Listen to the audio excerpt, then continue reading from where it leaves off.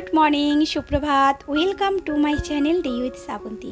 আশা করি তোমরা সকলেই খুব ভালো আছো, সুস্থ আছো। আমরাও ভালো আছি।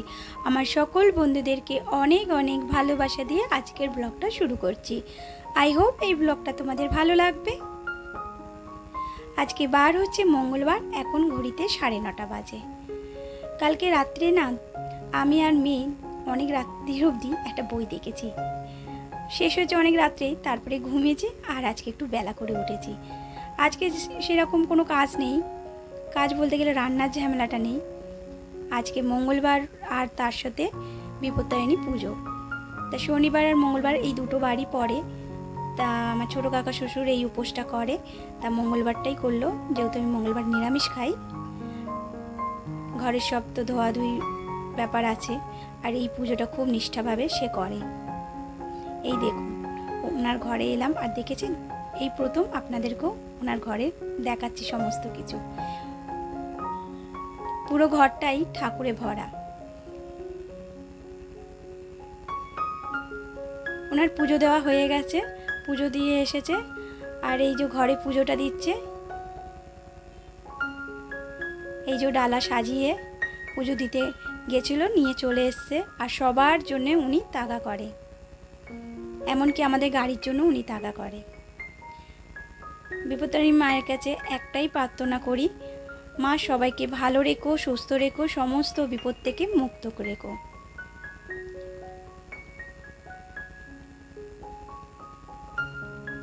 উনি পরিপাটি করে সমস্ত কিছু সাজিয়ে গুজিয়ে নিয়ে গেছিল। আর নিজেও দেখুন কি সুন্দর সাজুগুজু করেছে। আর এই পুজোতে উনি এক একটা ধুতি চেঞ্জ করে পরে।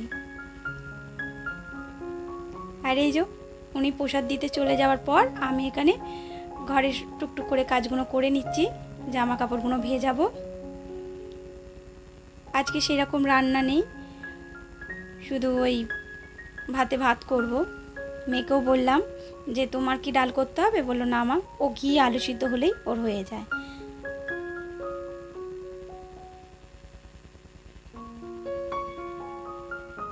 এই দেখুন, উনি আবার চেঞ্জ করে নিল। এইবারে যাচ্ছে জ্যাঠার বাড়ি, মানে ওনার বড় ভাইয়ের বাড়িতে যাচ্ছে। ওখানে ওই সাবু মাখা খাওয়া দাওয়া হবে।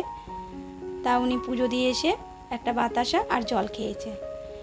আর এই প্রসাদটা আমার পাশের ভাসুর রয়েছে, তাকে দিয়ে তারপরে জ্যাঠার বাড়িতে যাবে। আর এদিকে দেখুন, আমি কাঁচা কচি করে রোদে মিলেও দিয়েছি। রোদটা তো কত সুন্দর উঠছে, কিন্তু এক এক সময় না মেঘলা করে আসছে, বুঝতে পারছি না আকাশটা কত সুন্দর লাগছে। আর এইদিকে ঘরটা পুজে চান করতে যাব। আর তোমাদের মিষ্টি মিষ্টি কমেন্টে না আমি ভিডিও করার এনার্জি পাই। আর কমেন্ট করো, কমেন্টের সাথে কিন্তু লাইকটাও দিও।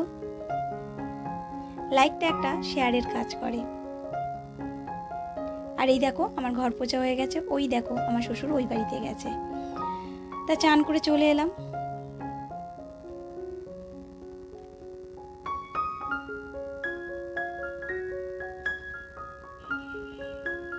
মেয়ে ওইদিকে পুজো দিচ্ছে, ওখান থেকে ভগবানকে একটু প্রণাম করব, আহ্নিক করব, তারপরে রান্নাঘরে চলে যাব। প্রতিদিনের মতো আজও তোমাদের বলবো, আমার ভিডিও যদি তোমাদের কোনো অংশ ভালো লাগে অবশ্যই লাইক, কমেন্ট, শেয়ার।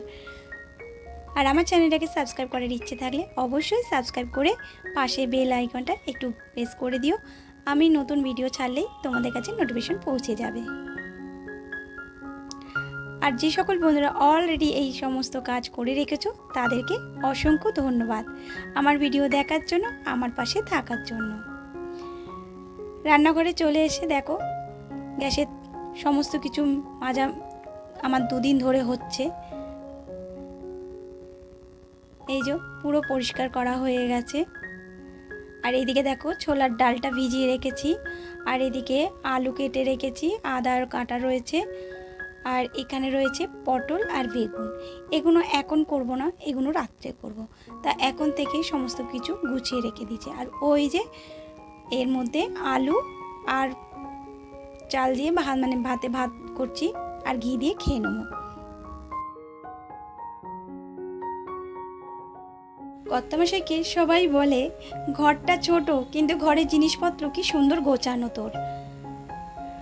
রূপে লক্ষ্মী গুণে সরস্বতী তো আমি নই, কিন্তু এই সংসারের মানুষগুলোকে ভালোবাসি, আর এই সংসারটাকে ভালোবাসি বলেই এত সুন্দরভাবে গুছিয়ে টিপটপ করে রাখতে পারি। আর নিজেকে ভালোবাসি, নিজেকে না ভালোবাসলে তো কোনো কিছুই করা যাবে না, তাই না? আর এই যে চান করে একবারে ঠাকুর ঘর থেকে, মানে আমার ছোটো কাকার ঘর থেকে এই সমস্ত কিছু নিয়ে এলাম। ওটা ঠাকুর ঘর বলা চলে, যা ঠাকুর বা ছোটো কাকা ঘরে রেখে দিয়েছে। তা বলেছিলাম চান করে আমি তোমার ঘর থেকে পুজোর প্রসাদটা নিয়ে আসবো। দেখুন কত কি রেখেছে। ওই যে বলেছি কেটে ফল দিও না, কেউ কাটা ফল খেতে চায় না। যাকে দেবে একটা ফলই দাও, কিন্তু কেটে রেখো না, কখন সে খাবে বা ফেলে দেবে, তাই না? একটা ফল দিলে সে যখন তখন খেতে পারে। আর এই যে বাতাসাটা আমি তো শুধু খাবো না, কতগুলো বাতাসা, তা আমি এই জলে ভিজিয়ে রাখলাম, পরে খেয়ে নেবো।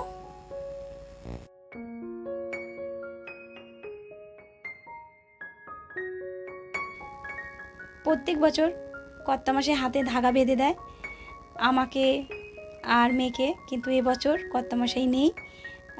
আস্তে আস্তে তো রাত্রির হবে, তা চান করে এই ধাগা বাঁধতে হয়, তার জন্যে আমি আমার মেয়ের হাতে বেঁধে দিচ্ছি। আর ওকে না ওই ঘাসগুলো না একটু অনেকটা বড় দিয়েছে, তা ওকে একটু সুড়সুড়ি দিচ্ছি, তাই ও হাসছিল।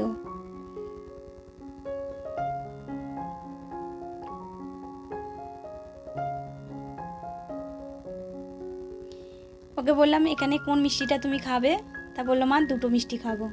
মিষ্টি কিন্তু খেতে চায় না, কিন্তু ওখানে মনের মতো ও ছোটদাদা মিষ্টি দিয়েছে, তা দুটো মিষ্টি ওকে দিয়ে দিলাম। আর ওখান থেকে একটা মিষ্টি আমি ভেঙে খেলাম, আরেক টুকরো কর্তামশাইয়ের জন্য রেখে দিলাম।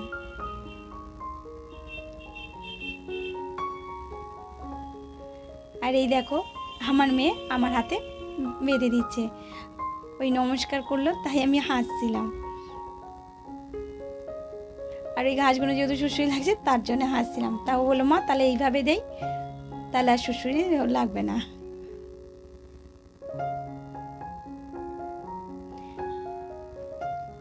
মা আর মেয়ের জুটি যদি বন্ধুত্বর জুটি হয় না, তাহলে কিন্তু খুব ভালো হয়। আর সবাইকে আমি চেষ্টা করি বন্ধুর মতো দেখতে, তাহলে দেখবে মানে এটা খুব ভালো একটা সম্পর্ক তৈরি হয়। ও আমার মেয়ে, আমি ওর মা, এইভাবে যদি করি না, তখন কিন্তু জিনিসটা একটা কীরকম একটা দিকে যায়, মানে মেয়েরাও ভয় পায়, ভাবে যে মাকে কি বলবো কি বলবো না। কিন্তু আমার মনে হয় বাচ্চাদের সাথে এইভাবে মিশলে বাচ্চারা কিন্তু খুব ফ্রি হয়। আর এই যে খাওয়া দাওয়া করলাম, ভাতে ভাত আর কাঁচা লঙ্কা দিয়ে খেয়ে নিলাম। আর এরপরে অনেক লেবু নিয়ে এসছে, যেহেতু লেবু অনেক দিন আমার খাওয়া হয় না, তা অনেক লেবু কেটে আমি নিয়ে হাজির হলাম। মেয়ে ওখানে ড্রয়িং করছে, আর মেয়ের সামনে ওই যে ডলি আর হচ্ছে ডোরেমন বসে রয়েছে।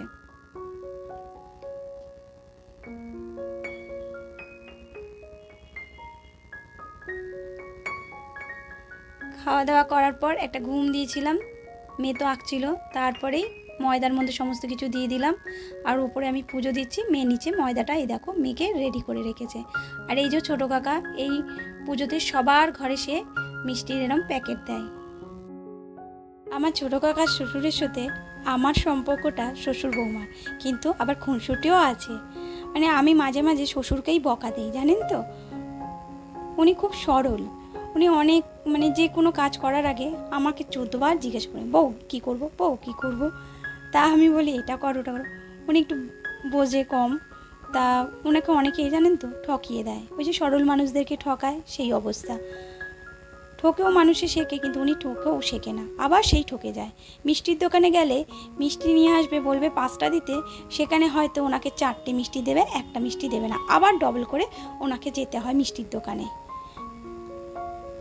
আর উনি জানেন তো নাচ যে বাচ্চাদের শেখায়, একদম কিন্তু পয়সা নেয় না, বিনা পয়সায় নাচ শেখায়।